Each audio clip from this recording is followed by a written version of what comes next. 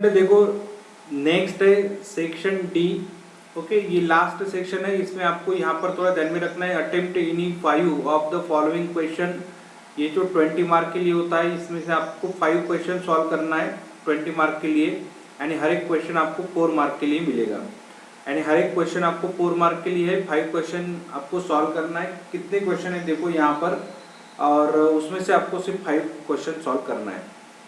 यहाँ पर क्या लिखा है देखो, क्वेश्चन नंबर 27 लिखा है, without using the truth table prove that. ये प्रूव करना है, लेकिन विदाउट यूजिंग ट्रूथ टेबल बोल रहे हैं, ठीक है ना। इसका मतलब आपको ट्रूथ टेबल नहीं सॉल्व करना है। ट्रूथ टेबल से अगर सॉल्व करेंगे तो आपको आंसर 0 मिल जाएगा, ठीक है ना। तो आपको ये वाली लेफ्ट हैंड साइड लेना है ना, राइट हैंड साइड ये वाली शो करके बताना है। तो हमने ये लेफ्ट हैंड साइड ले लिया। ओके, अब यहाँ पर थोड़ा आपको ऑब्जर्व करना है पहले, और बाद में यहाँ पर हम सिंप्लीफाई करेंगे।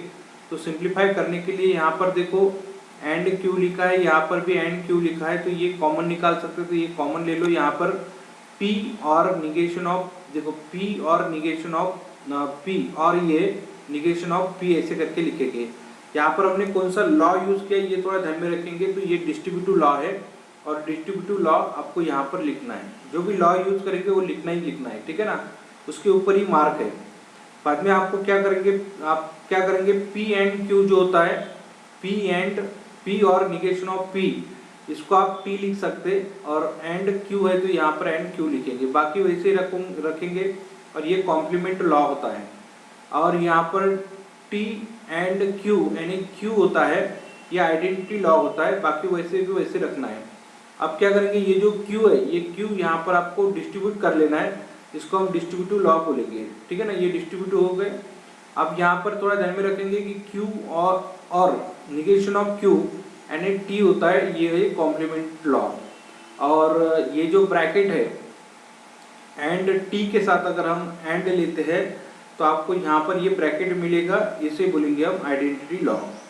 अब यहाँ पर आपको पता है कि P एंड Q अगर है तो इसको आप Q एंड P ऐसे लिख सकते हैं। इसको हम कम्यूटेटिव लॉ बोलेंगे। तो ये हमारा यहाँ पर शो हो जाता है। तो यहाँ पर लिख लेना हेंस प्रूव करके, ठीक है ना। लेफ्ट हैंड साइड लेने के बाद राइट हैंड साइड मिल जाती है। तो ये होगा हमारा क्वेश्चन नंबर। स्टूडेंट देखो यहाँ पर क्वेश्चन नंबर 28 दिखा है, ठीक है ना। ये है solve the following system of equation by method of inversion, ठीक है ना। इन्वर्शन मेथड से सॉल्व करना है। यहाँ पर 1 2 3 इक्वेशन गिवन है, और हर एक जो क्वेश्चन होता है ये 4 मार्क के लिए होता है। इसका मतलब 4 मार्क यहाँ पर मिलेंगे। देखो इसको कैसे लिखेंगे हम, ये जो रिक्वायर्ड मैट्रिक्स इक्वेशन है इसको आपको लिखना है। देखो ये जो होते हैं ये इक्वेशन को आपको पहले ऐसे लिखना है, x minus y plus z equals to 4। Second equation है देखो 2x plus y minus 3z equals to 0, और यहाँ पर लिखेंगे x plus y plus z equals to 2। अब यहाँ से क्या करना है, यहाँ से आपको वैल्यू देखना है, ठीक है ना। वैल्यू ले लेना है। जैसे यहाँ पर देखो ये 1 है, ओके, यहाँ पर ये 2 है, यहाँ पर 1 है। तो यहाँ पर लिखेंगे 1 2 1। बाद में यहाँ पर लिखना है -1, यहाँ पर कुछ नहीं तो 1 है, -1, यहाँ पर लिखेंगे 1, और ये लिखेंगे 1। ये सारा यहाँ पर लिख लेना है, x y z लिखना है। और यहाँ पर 4 0 2 है, तो यहाँ पर लिखेंगे हम 4 0 2 करके लिख लेंगे। ओके, ये हो गया इस टाइप में। अब ये जो होता है ax equals to B type का इक्वेशन होगा, ax इक्वल्स टू बी, और इनवर्स से मल्टीप्लाई कर दो। इसको आपको ऐसे लिखेंगे pre multiplying by A inverse. Pre यानी आगे से मल्टीप्लाई करना है, ठीक है ना। प्री का मतलब ये होता है आगे से, और पोस्ट का मतलब क्या है कि यहाँ से पीछे से आप मल्टीप्लाई कर देंगे, ठीक है ना। तो प्री मल्टीप्लाई करेंगे तो ए इनवर्स इंटू ए यानी क्या होता है, आई होता है, तो आई लिखेंगे, आई इंटू 1 यानी आई इंटू एक्स यानी एक्स होता है, और इक्वल्स टू क्या होता है, ए इनवर्स इंटू बी। ये होगा इक्वेशन नंबर 1।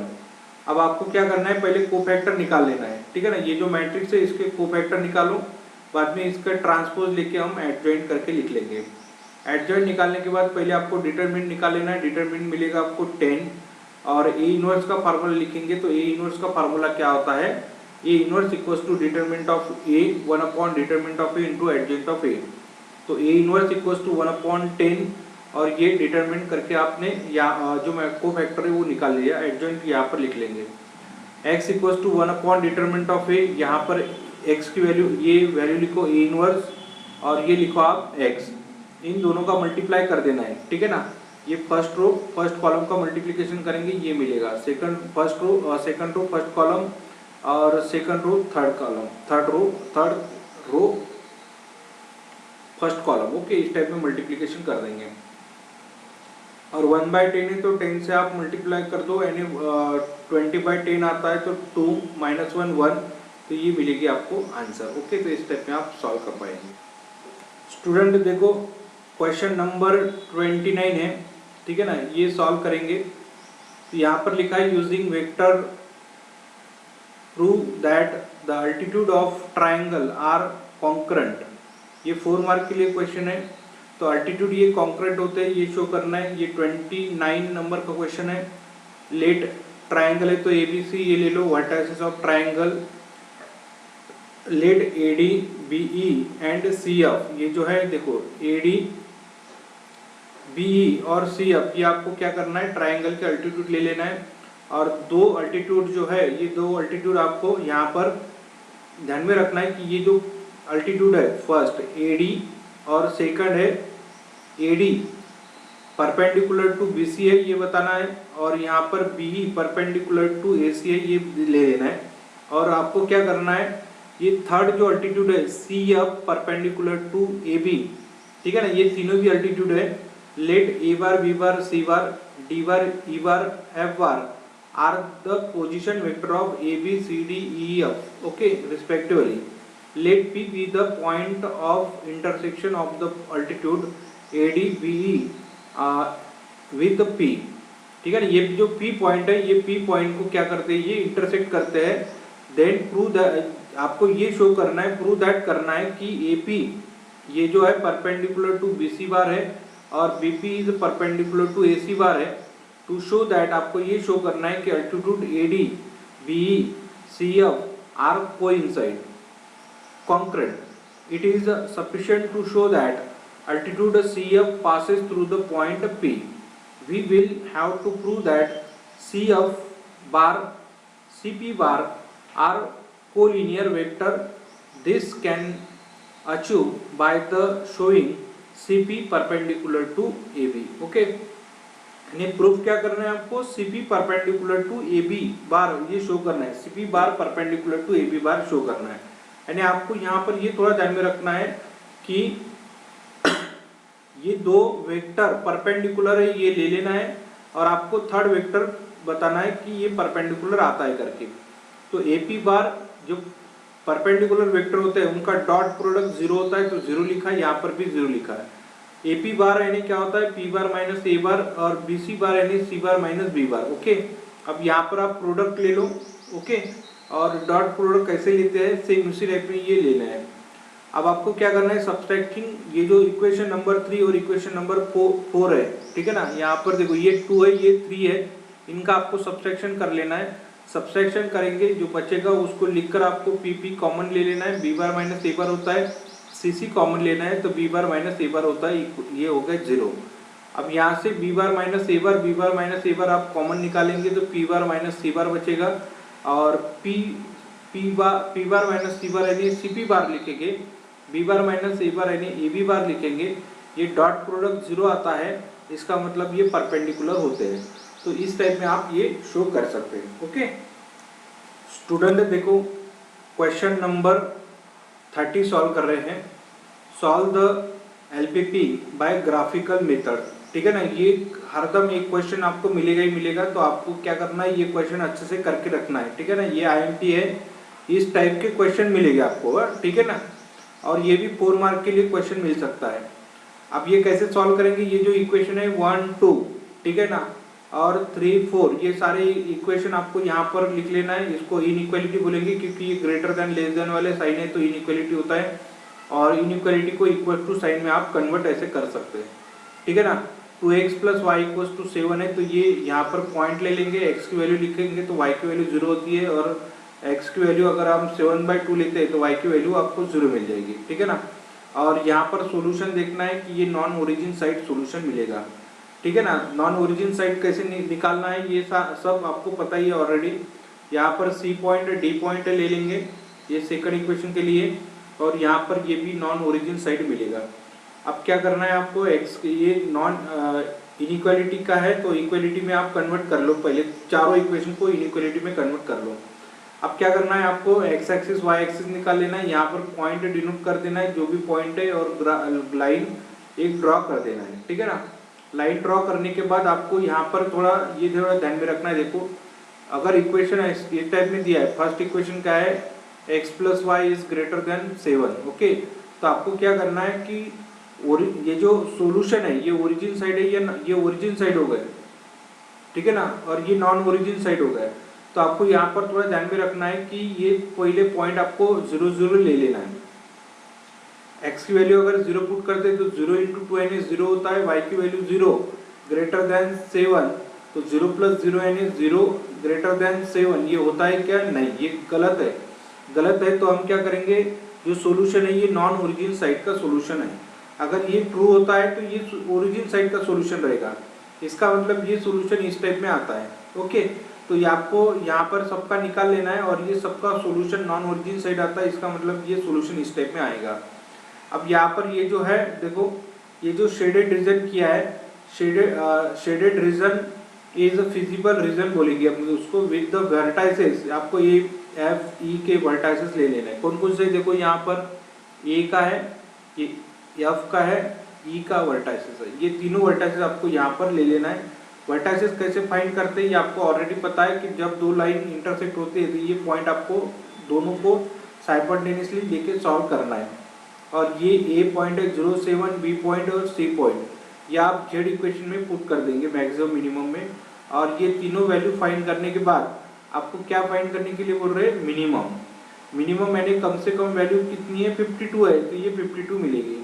तो किस पॉइंट पर मिलती है, x = 3/2 और y = 4 पर, ओके। इस टाइप में हम सॉल्व कर पाएंगे। स्टूडेंट देखो नेक्स्ट क्वेश्चन नंबर 32 है, if u and v are the differentiable functions of x, then prove that integration u into v dx equals to u delta v u integration of v into dx minus integration in bracket du upon dx integration v into dx। और ये show करना है, ये आपको 3 mark के लिए पूछेंगे और ये आपको 1 मार्क के लिए पूछेंगे, ओके। ऐसे 4 मार्क की डिस्ट्रीब्यूशन होती है। कैसे शो करेंगे, देखो यहाँ पर प्रूफ में आपको यहाँ पर लेना है, देखो ये जो इक्वेशन है इसको आपको पहले लेना है w, ठीक है ना, और बाद में इसका डिफरेंशिएट कर लो, डेरिवेटिव इंटीग्रेशन कैंसिल, तो v की वैल्यू आती है, इधर डेरिवेटिव आएगा तो dw/dx। कंसीडर आपको क्या करना है, u × w का डेरिवेटिव ले लेना है। तो first function derivative of second plus second function derivative of first function, तो ये जो dw/dx है इसको आपको v लिखना है, तो यहाँ पर v लिखेंगे, ये w होता है, और du/dx ये हो जाएगा। By definition of the integration आपको क्या करना है, u × w ये वाला फार्मूला यूज करके आपको क्या करना है, यहाँ पर इनका भी इंटीग्रेशन लेना है, नहीं यहाँ पर आपको इंटीग्रेशन लेना है, तो इंटीग्रेशन लेंगे तो डेरिवेटिव इंटीग्रेशन कैंसल, तो u × w आएगा, और यहाँ पर भी इंटीग्रेशन आप ले सकते हैं इस टाइप में, ओके। अब क्या करेंगे हम, यहाँ पर ये इंटीग्रेशन यहाँ पर सेपरेट कर दो, सेपरेट करने के बाद आपको यहाँ पर ये ऐसे लिखना है, w × u du/dx जो है इसको आप ऐसे इंटरचेंज कर दो अभी फिलहाल, ठीक है ना, और du/dx और ये जो w है उसको आप इंटीग्रेशन v × dx लिख सकते हैं। और बाद में यहाँ पर ये क्या करेंगे हम, ये ऐसे लिखेंगे d/dx ऑफ u और इंटीग्रेशन ऑफ v × dx, और ये यहाँ पर लिखना है dx, और बाद में इसको एक ब्रैकेट कर दो, ओके। और इसको आप इंटरचेंज कर लो, या आप ये वाली प्लस वैल्यू है तो आप इधर लाएंगे तो माइनस हो जाता है, यानी इन शॉर्ट आप ये ऐसे लिख सकते हैं, ओके। तो ये हो जाएगा आंसर। अब क्या करेंगे हम, इसके ऊपर एक एग्जांपल जो गिवन है कि integration of log of x × 1 × dx जो है, आप यहाँ पर बाय यूजिंग लिएट रूल यूज कर लो, LIATE लिएट रूल में L यानी फर्स्ट फंक्शन है, ये सेकंड फंक्शन होता है, ठीक है ना, अलजेब्रिक फंक्शन ये है, और ये लॉगरिथमिक फंक्शन है, तो ये फर्स्ट फंक्शन होता है, तो ये सेकंड फंक्शन हो जाएगा। और यहाँ पर आप लिखो इंटीग्रेशन बाय पार्ट्स का फार्मूला, log of x है 1 का integration with respect to x है जो होता है minus integration derivative of log of x यानी 1/x और इंटीग्रेशन ऑफ 1 यानी x, x कैंसिल तो 1 बचेगा, 1 का इंटीग्रेशन x होता है, यहाँ से x कॉमन निकालेंगे और ये हो जाएगा उसका आंसर। ओके, तो इस टाइप में हम सॉल्व कर पाएंगे।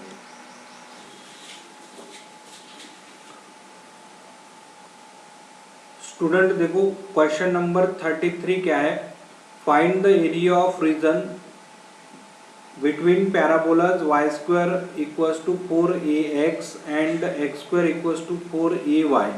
ये क्वेश्चन पूछा आपको 4 मार्क के लिए पूछा है, ठीक है ना। तो कैसे सॉल्व करेंगे, देखो यहाँ पर the given equation of parabola is this, equation number 1 and second है इक्वेशन नंबर 2। यहाँ से क्या करेंगे हम y की वैल्यू पहले फाइंड कर लेंगे और इस इक्वेशन में y की वैल्यू आप पुट कर दो और उसको सिंप्लीफाई करो। सिंप्लीफाई करेंगे तो x की वैल्यू 0 तो x की वैल्यू 4a हो गई, ठीक है ना। अब यहाँ पर क्या करेंगे, यहाँ पर ये दोनों भी पैराबोला आप ड्रॉ कर लो, ठीक है ना। ये जो पैराबोला है y स्क्वायर है, इसका मतलब symmetric about positive x axis और x स्क्वायर है तो symmetric about positive y axis इस टाइप में।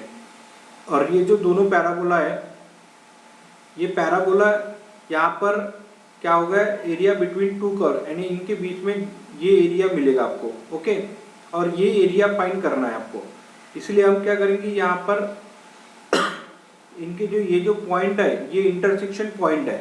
तो इंटरसेक्शन पॉइंट ये तो एक मिल जाता है 0 0, लेकिन ये मिलना यानी पॉसिबल नहीं होता, इसलिए आप क्या करेंगे, इनको आप दोनों को सॉल्व करो, ठीक है ना। जैसे ये सॉल्व करने के बाद x की वैल्यू यहाँ पर देखो, x की वैल्यू 0 है तो y की वैल्यू 0 आ जाएगी यानी पॉइंट मिल जाएगा, और x की वैल्यू 4a है तो y की वैल्यू भी 4a आता है, ये भी एक सेकंड पॉइंट मिल गया। अब क्या करेंगे, ये जो पॉइंट है ये इंटरसेक्शन पॉइंट हो गए O और P, और the area required area is in the first quadrant. ये फर्स्ट क्वाड्रेंट का एरिया आपको फाइंड करना है, क्योंकि इसमें फर्स्ट क्वाड्रेंट में ही आपको ये दोनों एरिया यानी दोनों पैराबोला इंटरसेक्ट हो रहे हैं, और area A equals to area under the parabola y square equals to 4ax। और एरिया निकालते समय आप क्या करेंगे, ये एरिया का फार्मूला है कि first curve minus second curve ले लेना और बाद में उसका इंटीग्रेशन कर लेना है। तो फर्स्ट कर्व यानी कितना है, देखो 4a कांस्टेंट है, यहाँ पर आप ले लो, और रूट ऑफ x है तो यहाँ पर रूट ऑफ x करके लिखेंगे। 1/4a है, x स्क्वायर है तो यहाँ पर x स्क्वायर करके आप लिख लेंगे। बाद में क्या करेंगे, हम इसको सिंप्लीफाई कर लेंगे, ठीक है ना। 4a जो है इनको अगर आप स्क्वायर रूट के बाहर लिखेंगे 2 रूट ऑफ a होता है, और यहाँ पर 2/3 x raise to the power 3/2 0 to 4a minus 1/4a x³ 0 to 4a, और इसको आप सिंप्लीफाई कर लो तो आपको आंसर मिलेगा 16/3 a स्क्वायर, ये आंसर मिल जाएगा। ओके, इस टाइप में आप सिंप्लीफाई कर सकते हैं। स्टूडेंट देखो ये लास्ट एग्जांपल है question number 34, show that integration 0 to π/4 log of 1 plus tan of x into dx π/8 log of 2, ये आपको शो करना है, ठीक है ना। ये 4 मार्क के लिए क्वेश्चन है, और ये क्वेश्चन मैंने आपको IMP दिया था, ये आपको याद भी होगा, और वही क्वेश्चन आपको यहाँ पर पूछा है, ठीक है ना। 4 मार्क के लिए क्वेश्चन दिया है, तो आप क्या करेंगे, ये जो इक्वेशन है, ठीक है ना, ये आपको यहाँ पर बाय यूजिंग प्रॉपर्टी यूज कर लेना है। प्रॉपर्टी क्या है, integration 0 to a f of x into dx equals to integration 0 to a f of a minus x into dx। Okay, तो a की वैल्यू क्या है, π/4 है, तो यहाँ पर जो x है यहाँ पर आपको क्या करना है, π/4 माइनस x लिख लेना है। बाद में tan of a minus b का आपको फार्मूला यूज कर लेना है, ठीक है ना। tan of a minus b यानी क्या होता है, tan a minus tan b upon 1 plus tan a into tan b, ये फार्मूला, ठीक है ना। a की वैल्यू π/4 पुट कर दो। बाद में क्या करेंगे आप, ये जो लॉग है वैसे ही रखना है आगे, ठीक है ना। 1 को आप 1/1 करके लिखेंगे, और tan π/4 यानी 1 होता है minus tan of x upon 1 plus tan of x। इसको आप एलसीएम निकाल के क्रॉस मल्टीप्लिकेशन ले लो, और ये जो tan ऑफ x से tan ऑफ x से कैंसिल होता है 2/1 प्लस tan ऑफ x, और log of m upon log of n का फार्मूला यूज करो। log ऑफ 2 को इंटीग्रेशन सेपरेट करो, इसको भी इंटीग्रेशन सेपरेट करेंगे तो ये मिलेगा आपको i। ये i आप इधर ट्रांसफर करेंगे तो 2i होता है, और यहाँ पर 2 डिवाइड करेंगे तो π/4 तो यहाँ पर आ चुका है, तो π/4 और ये 2 आएंगे तो 1/2 होता है, π/8 मिल जाएगा। ओके, तो इस टाइप में हमने ये वाला पूरा पेपर सॉल्व कर लिया है।